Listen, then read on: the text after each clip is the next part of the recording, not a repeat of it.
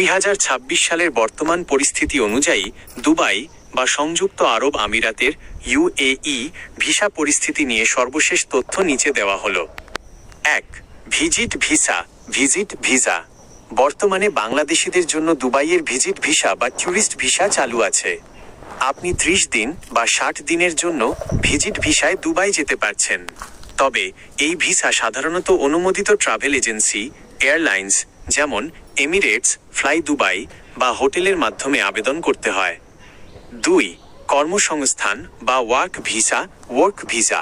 কর্মসংস্থান ভিসার ক্ষেত্রে পরিস্থিতি কিছুটা মিশ্র।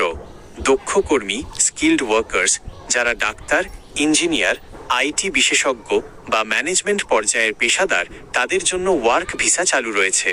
তবে ক্ষেত্রে শিক্ষাগত যোগ্যতার সনদ বা সার্টিফিকেট সত্যায়ন অ্যাটেস্টেশন বাধ্যতামূলক।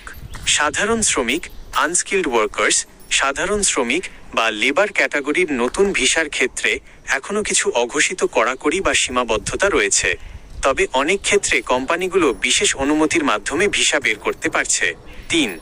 2026 সালের নতুন কোনো নিষেধাজ্ঞা আছে কি?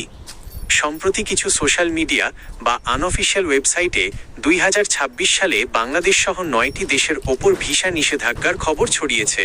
তবে বাংলাদেশি দূতাবাস এই খবরটিকে ভিত্তিহীন বা গুজব বলে নাকচ করে দিয়েছে। আমিরাত সরকার আনুষ্ঠানিকভাবে এমন কোনো বড় নিষেধাজ্ঞার কথা জানায়নি। সতর্কতা ও করণীয়: ভিসা চেক। দালালের খপ্পরে না পড়ে সরকারি বা বিশ্বস্ত এজেন্সির মাধ্যমে ভিসা চেক করে নিন। পাসপোর্ট মেয়াদ। আবেদন করার সময় পাসপোর্টের মেয়াদ কমপক্ষে 6 মাস থাকতে হবে। ডকুমেন্টস: আপনার NID এবং প্রয়োজনীয় কাগজপত্রের স্ক্যান কপি নির্ভুলভাবে জমা দিন। সংক্ষেপে বলতে গেলে ভিসা পুরোপুরি বন্ধ নয়, তবে সাধারণ শ্রমিকদের ক্ষেত্রে প্রক্রিয়াটি কিছুটা ধীর গতিতে চলছে। আপনি যদি ট্যুরিস্ট হিসেবে যেতে চান, তবে এখন অনায়াসেই আবেদন করতে পারেন।